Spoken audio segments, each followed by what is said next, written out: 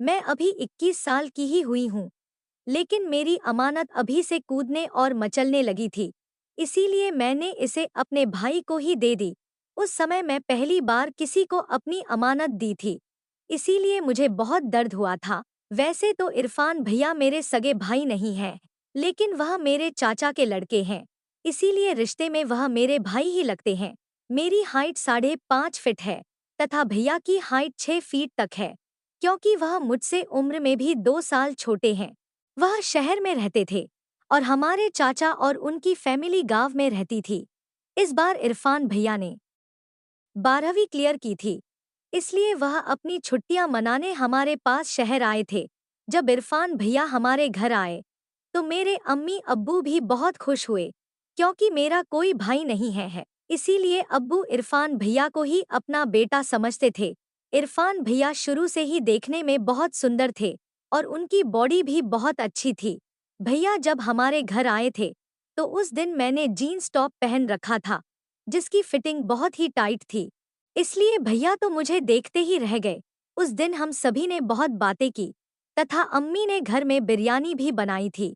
सभी लोग इरफान भैया को लेकर बहुत खुश थे। रात को इरफान भैया अम्मी अब्बू के साथ ही सो गए। मैंने सोचा था शायद वह मेरे कमरे में सोएंगे, लेकिन अम्मी अब्बू ने उन्हें अपने पास सुला लिया। सुबह भैया लेट ही उठे थे। भैया जब तक उठे थे अब्बू बैंक में जा चुके थे तथा अम्मी हमारे लिए खाना बना रही थी। इसीलिए मैं भैया के लिए उनके कमरे में चाय देने के लिए चली गई। आज मैं सुबह ही नहा धोकर तैयार हो गई थी तथा मेकअप करके सूट सलवार पहन लिया था। सुबह सुबह मेरे दर्शन करके भैया भी खुश हो गए। उन्होंने देखते ही कहा कि दीदी, आज इतना किसके लिए सजी हो? तभी मैंने भैया से कहा कि और किसके लिए सजूंगी पागल, घर में एक तुम ही तो आए हो। तभी भैया बोले कि भला मेरे लिए इतना सजने संवरने की क्या जरूरत है, मैं कौन सा तुम्हारा शौहर लगता हूँ। तभी मैंने कहा कि भैया आप तो बुद्धू के बुद्धू ही रहोगे, और फिर मैं उन्हें चाय देकर चली गई। 2 घंटे बाद अम्मी ने हमारा खाना डाइनिंग टेबल पर लगा दिया था और खुद पड़ोस वाली आंटी के यहाँ चली गई। थोड़ी देर बाद भैया भी नहाकर खाना खाने आ गए थे और मैं डाइनिंग टेबल पर उनका इंतजार कर रही थी। मैंने आज जानबूझकर दुपट्टा नहीं ली थी ताकि भैया को जन्नत के दर्शन हो सके, क्योंकि मैं भैया को अपने जाल में फंसाना चाहती थी ताकि वह मेरी गर्मी दूर कर सके। भैया ने सबसे पहले जन्नत ही देखी और उसके बाद मुझे देखा तो मैं भैया को आंख मार दी। तो भैया कहने लगे कि अरे दीदी हो ऐसे मत मारो, लग जाएगी। और इसके बाद हम दोनों हंसने लगे। भैया खाना खा रहे थे, लेकिन मैं पहले ही खा चुकी थी, इसलिए मैं बस उन्हें देख रही थी।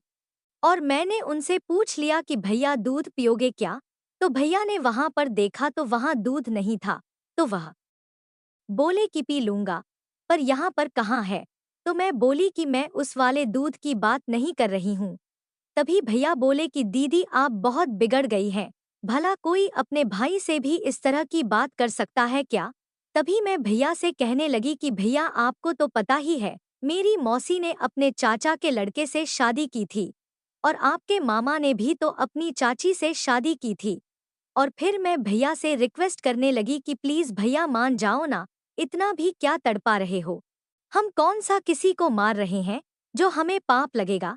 हम तो बस थोड़ा सा एंजॉय करना चाहते हैं और मैं आपको भी बहुत मजे करवाऊंगी, बस आप एक बार हाँ तो करो। उस दिन मैंने भैया को बहुत मनाया, लेकिन भैया राजी नहीं हुए। खाना खाने के बाद हम सो गए तथा दोपहर के बाद अम्मी जान भी वापस आ गई थी। शाम को हम तीनों, अम्मी जान और इरफान भैया, शहर में घूमने के लिए चले गए। हम शहर के सेंट्रल पार्क और खाना खाने के लिए होटल में भी गए थे। शाम को अब्बू जान भी बाहर से खाना खाकर आ गए तथा थके होने के कारण टाइम से ही सभी सो गए थे। आज मैं अब्बू जान और अम्मी से जिद करके भैया को मेरे कमरे में सुला लिया था।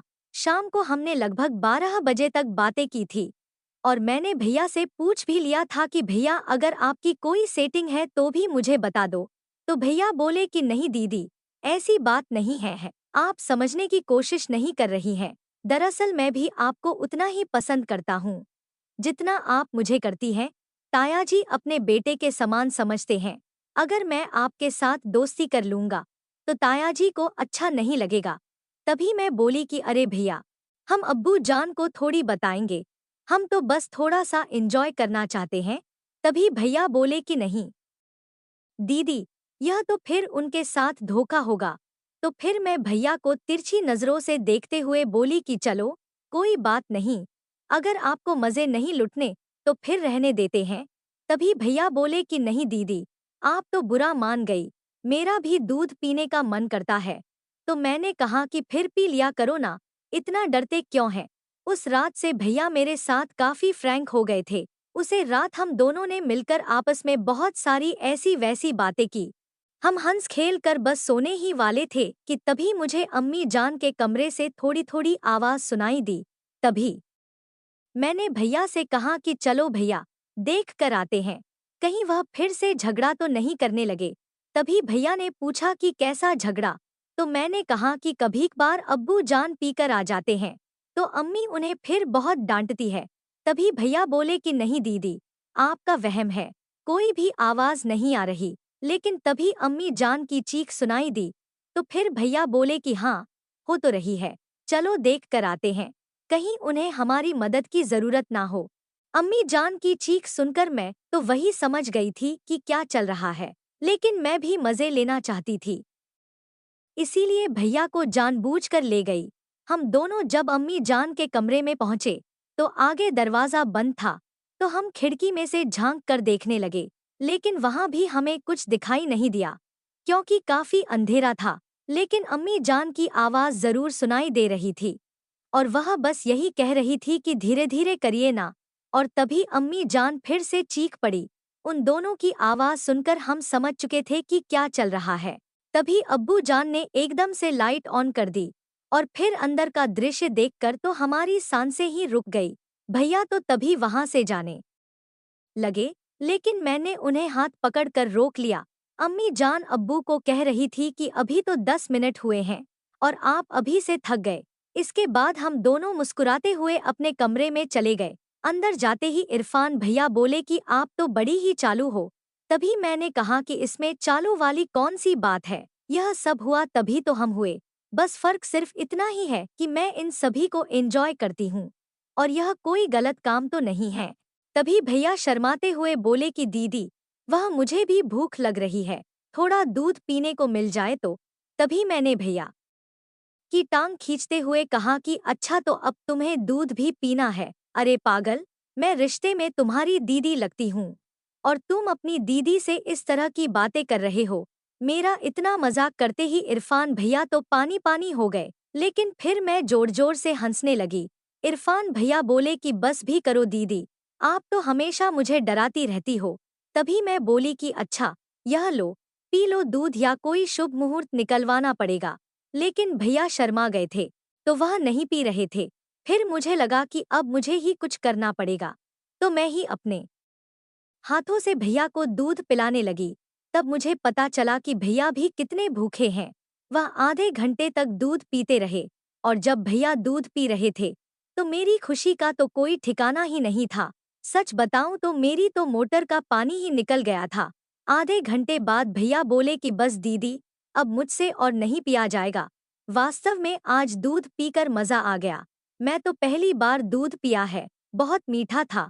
तभी मैं बोली कि इसीलिए तो मैं कह रही थी भैया, अगर आप अपनी दीदी का फायदा उठाना चाहते हो तो उठा लिया करो, वरना ऐसी दीदी हर किसी को नहीं मिलती। तभी मैं भैया से बोली कि अच्छा, अब मुझे घोड़े की सवारी कराओगे या फिर नहीं। तो भैया बोले कि नहीं दीदी, सवारी तो मैं आपको करवा दूं, लेकिन मुझे डर लग रहा है कहीं 9 महीने बाद आपकी सूनी गोद ना भर जाए। भैया से ऐसी बात सुनकर मैं तो एकदम ही उदास हो गई। मैं बोली कि भैया, आप तो बहुत डरपोक हो, कुछ नहीं होगा, जो होगा बाद में देख लेंगे। आज मेरा घोड़े की सवारी करने का बहुत मन कर रहा है। मेरे लाख मनाने पर भी भैया नहीं माने। उन्होंने कहा कि नहीं दीदी, कहीं कुछ गलत हो गया तो फिर हमसे नहीं सहेगा। तो काफी देर सोचने के बाद मैंने भैया से कहा, चलो ऐसा करते हैं, मैं मम्मी के कमरे से जाकर गुब्बारा ले आता हूँ, उसके बाद तो करवा दोगे ना। मेरे मुंह से ऐसा सुनकर भैया और भी डर गए। वह बोले कि पागल हो क्या, इतनी रात को, और वह भी तायाजी के कमरे से, आपको तो बिल्कुल भी डर नहीं लगता। मैं जाने ही वाली थी कि तभी भैया ने मेरा हाथ पकड़कर रोक लिया। बोले कि नहीं दीदी, हम कल बाजार से ले आएंगे। अगर तायाजी जाग गए तो उससे भी बड़ी प्रॉब्लम खड़ी हो जाएगी। आप आज और रुक जाओ। तभी मैं रुआन से अंदाज में बोली कि नहीं भैया, आप बात को समझ नहीं रहे हैं। मैं अब बिल्कुल भी बर्दाश्त नहीं कर सकती। अब तो बस के बाहर हो रहा है। तभी भैया ने मुझे काफी समझाया और उसके बाद रात भी बहुत हो चुकी थी, तो हमें कब नींद आ गई पता ही नहीं चला। सुबह हमेशा की तरह भैया तो लेट ही उठे थे, लेकिन मैं जल्दी ही खड़ी हो गई थी और अम्मी जान को काम में हाथ बंटा रही थी। अब्बू जान भी 9 तक बैंक में जा चुके थे। मैं हमेशा की तरह सुबह सुबह ही नहा ली थी और भैया के कमरे में चाय देने के लिए चली गई थी। आगे भैया फोन चला रहे थे तथा चाय का ही इंतजार कर रहे थे। मुझे देखकर वह धीमे धीमे मुस्कुराने लगे, क्योंकि उन्हें रात वाली बातें याद आ गई थी। मैं भी उन्हें देखकर मुस्कुराने लगी। तभी मैंने भैया से पूछा कि अच्छा तो क्या पियोगे, चाय पियोगे या फिर दूध पियोगे? तभी भैया हंसते हुए बोले कि नहीं दीदी, मेहरबानी करो, सुबह सुबह तो मैं चाय ही पीऊंगा। अभी तक रात वाला दूध भी पूरी तरह से हजम नहीं हुआ। तभी मैं मुस्कुराते हुए बोली कि तुम्हारा पाचन तंत्र तो बहुत ही कमजोर निकला भैया। और मैं उन्हें चाय देकर अम्मी जान की मदद करने रसोई में वापस चली गई। भैया चाय पीकर नहा धो लिए और टीवी देखने लगे। अम्मी जान भी खाना बनाकर आराम करने लगी। इसके बाद मुझे तो वही बात सता रही थी कि अब बाजार जाना है, इसीलिए मैंने अम्मी जान से इजाजत ले ली। पहले तो मैं भैया को अपने साथ ले जा रही थी, लेकिन अम्मी जान ने उन्हें रोक लिया, क्योंकि अम्मी जान भैया से पंखे साफ करवाना चाहती थी। क्योंकि उनका हाथ पंखों तक नहीं पहुंचता है, इसलिए मुझे अकेले ही बाजार जाना पड़ा। बाजार जाते ही मैंने सबसे पहले फल सब्जियां खरीदी और अम्मी जान ने दर्जी को अपना सूट सिलवाने को दिया था, तो वह ले लिया। और इसके बाद मैं सीधे ही मेडिकल स्टोर चली गई। मेडिकल में जाने से पहले मैंने दुपट्टे से अपने मुंह को ढक लिया था, ताकि कोई प्रॉब्लम ना हो। और इसके बाद मैं जाते ही उनसे चॉकलेट वाला गुब्बारा मांग लिया, क्योंकि मुझे चॉकलेट की खुशबू बहुत पसंद थी। मेडिकल वाले भैया ने पहले तो मेरी तरफ देखा, लेकिन उसके बाद बिना कुछ बोले मुझे गुब्बारा दे दिया। इसके बाद मैंने सोचा कि भैया के लिए गोलियां भी ले लेती हूँ, क्योंकि उन्हें देखकर मुझे लग रहा था शायद उन्हें इसकी जरूरत पड़ेगी। तो मैंने उनसे गोलियां भी मांग ली, लेकिन पता नहीं क्यों उन्होंने मुझे गोली देने से इनकार कर दिया। फिर मैंने उनसे ज्यादा बात नहीं की और गुब्बारा लेकर बाहर आ गई। फिर मैंने सोचा शायद इनके पास नहीं होगी, तो मैं दूसरे मेडिकल स्टोर पर चली गई, लेकिन उन्होंने भी मुझे टैबलेट नहीं दी। अब मुझे क्लियर हो गया था कि मुझे ऐसे तो टैबलेट नहीं मिलने वाली। फिर मैंने असलम को फ़ोन किया। असलम 12th क्लास में मेरे साथ पढ़ता था और वह मुझ पर लाइन मारा करता था, लेकिन उस वक्त पता नहीं, मुझे इन चीज़ों में इतनी दिलचस्पी नहीं थी, तो मैंने उसे सिर्फ दोस्त तक की सीमित रखा। असलम के बड़े भाई का यहाँ पर मेडिकल स्टोर है, लेकिन असलम अब खुद कराची चला गया है। असलम को फ़ोन करते ही पहले तो वह मुझे नहीं पहचाना, लेकिन बाद में पहचान गया। जब मैंने उसे टैबलेट के बारे में कहा तो वह एकदम से हैरान हो गया और बोला कि अरे जरीना, तुम्हारी शादी कब हो गई? तुमने तो मुझे शादी में भी नहीं बुलाया। तो मैंने उसे मुस्कुराते हुए कहा कि नहीं, वह बात नहीं है, मैं अभी भी कुंवारी ही हूँ। तो असलम बोला कि अच्छा तो फिर किसके लिए गोलियां ले जा रही हो? लगता है आजकल बड़ी बदमाश हो गई हो। पहले तो तुम बातें भी नहीं किया करती थी और अब सीधा काम। असलम बहुत मजाकिया था, तो वह मेरे पूरे मजे ले रहा था। तभी मैंने उसे डांटते हुए कहा कि चलो अब छोड़ो और जल्दी से मुझे टैबलेट दिलवाओ। तो असलम बोला कि तुम हमारे स्टोर पर चली जाओ, मैं भैया को फ़ोन कर दूंगा, तुम बस उन्हें अपना नाम बता देना। जैसे ही मैं असलम की स्टोर पर पहुंची तो वहां पर उनके भैया तो नहीं थे, लेकिन कोई और ही लड़का खड़ा था। तो उसने मुझे जाते ही नाम पूछ लिया कि आपका ही नाम जरीना है क्या? तो मैं हाँ में सिर हिला दिया। उन्होंने बिना कुछ कहे मुझे टैबलेट दे दी और पैसे भी नहीं लिए। काम पूरा होते ही मैं जल्दी से घर आ गई। घर आते आते मुझे 2 बज गए थे। जैसे ही मैं घर आई तो भैया ने अपना सामान पैक कर रखा था तथा घर वापस जाने की तैयारी कर रहे थे। अब्बू जान भी बैंक से आज जल्दी आ गए थे तथा अम्मी भी वही थी। यह सब देखकर मैं तो बिल्कुल हैरान हो गई। मैं जाते ही अम्मी से पूछा कि यह सब क्या हो रहा है, भैया कहीं जा रहे हैं क्या? तो मम्मी बोली कि हाँ, तुम्हारे चाचू का फोन आया था। उन्होंने बताया कि कल रात को तुम्हारी चाची जान सीढ़ी से गिर गई और उनका पैर फ्रैक्चर हो गया है। इसीलिए घर संभालने वाला कोई नहीं है और खेत में भी काम कर पड़ा आ चुका है। इसलिए अब इरफान को घर जाना होगा।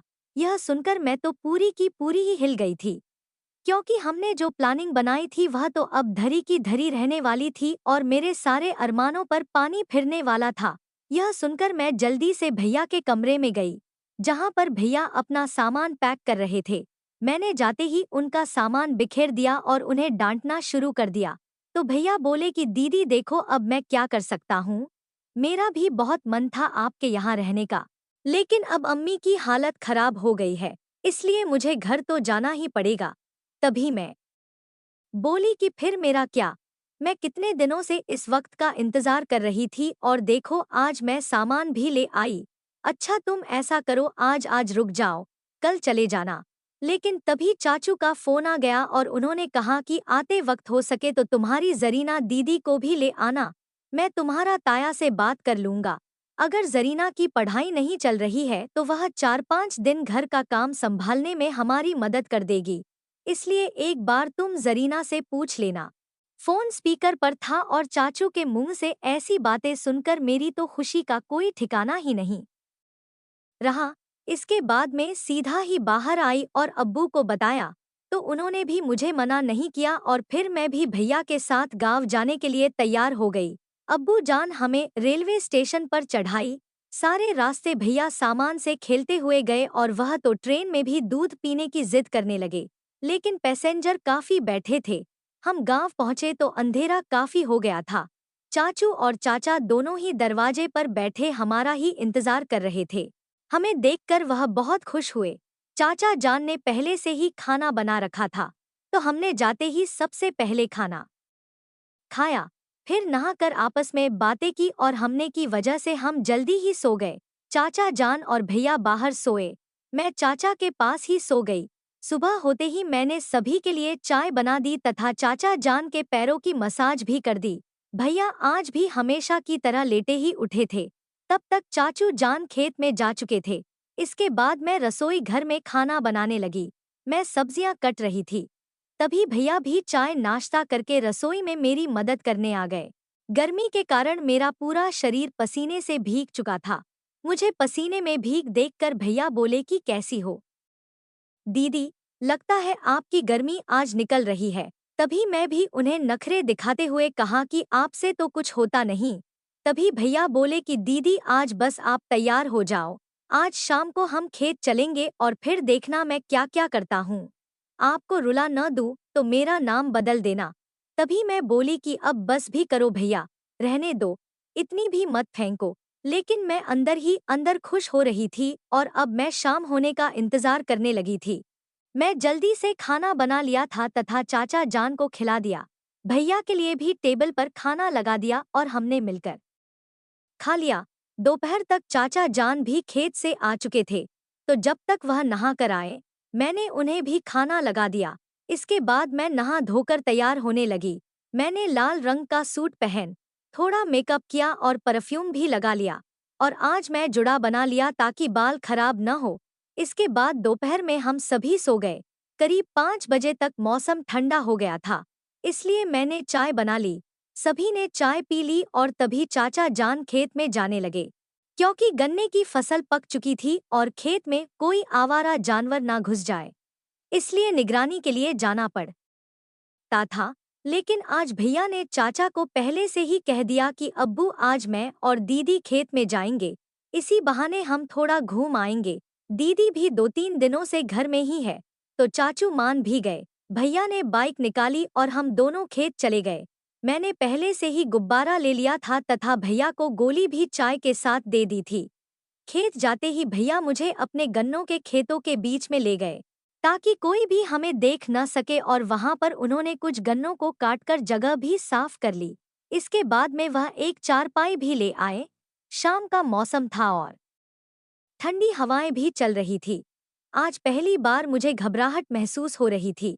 तभी भैया बोले कि दीदी अब जल्दी से झुको, पता नहीं आज मुझे क्या हो गया है। ऐसा लग रहा है जैसे अगर आज मुझे दवाई नहीं मिली तो मैं मर ही जाऊंगा। इसके बाद मुझे आज भैया ने अपने खेत में ही गन्ने का रस पिलाया। वैसे मैं नहीं पीना चाहती थी, लेकिन भैया ने जानबूझकर पिला दिया। आधे घंटे तक मैं गन्ने का स्वाद चख रही थी। वह सच ही कह रहे थे। मेरी आंखों से पानी बहने लगा, लेकिन फिर भी मैं मुस्कुरा रही थी।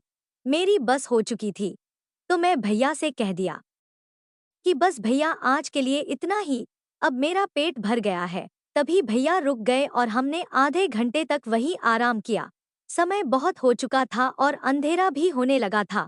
तो भैया बोले कि चलो दीदी, अब हमें घर चलना चाहिए, कहीं अब्बू जान परेशान न हो। लेकिन सच कहूँ तो मैं खड़ी भी नहीं हो सकी थी। इसके बाद भैया ने ही मुझे उठाया और बाइक पर ले जाकर बिठाया। घर जाकर सबसे पहले तो हम नहाए और उसके बाद भैया ने ही खाना बनाया। मैं तो बस रसोई घर में बैठी थी, क्योंकि मेरी सारी गर्मी आज निकल चुकी थी। तभी भैया भी मेरा पूरा मजा ले रहे थे और वह भी बार बार मुझे छेड़ रहे थे कि क्या हुआ दीदी, एक दिन में ही पंचर हो गई। शाम को खाना खाकर मैंने भैया से पेन रिलीफ वाली गोली मंगवा ली, जिसे खाने के बाद ही मुझे नींद आई। अगले 5 से 6 दिनों तक मैंने भैया को अपने पास भी नहीं भटकने दिया था, लेकिन वह मुझे हर वक्त चिढ़ाते रहते थे कि चलो दीदी गन्ने के खेत में चलते हैं, और मैं बस मुस्कुरा कर रह जाती। सच बताऊं तो अब हमारा निकाह हो गया है, क्योंकि आपको तो पता ही है कि सच्चाई ज्यादा दिन नहीं छूटती। एक दिन मैं और भैया घर में ही माहौल बना रखा था और हमारी खराब किस्मत की चाची जान ने हमें देख लिया। इसके बाद चाचू और चाचा जान ने हमें खूब डांटा तथा भैया को तो मार भी लगाई। फिर उन्होंने मेरे अम्मी अब्बू को गांव बुला लिया। जब उन्होंने हमसे पूछा तो हमने उन्हें सारी सच्चाई बता दी कि हम पिछले 1 महीने से यह सब कर रहे हैं। हमने भी उनसे बहुत माफी मांगी कि हमसे गलती हो गई है, हमें प्लीज माफ कर दो। लेकिन फिर अम्मी अब्बू ने और चाची चाचू ने आपस में फैसला करके हमारा निकाह करवा दिया, क्योंकि अब इसके अलावा और कोई चारा नहीं था, और हमारे तो निकाह हो भी जाता था तो कुछ ज्यादा बड़ी प्रॉब्लम नहीं हुई। खुशी खुशी चाचा जान ने मुझे स्वीकार भी कर लिया। दोस्तों, मैं आप लोग को अपनी सब कहानी बताती हूँ, तो उसके लिए आप मेरे चैनल को सब्सक्राइब और वीडियो को लाइक नहीं कर सकते। प्लीज मेरे प्यारे दोस्तों, जल्दी से चैनल को सब्सक्राइब कर दीजिए।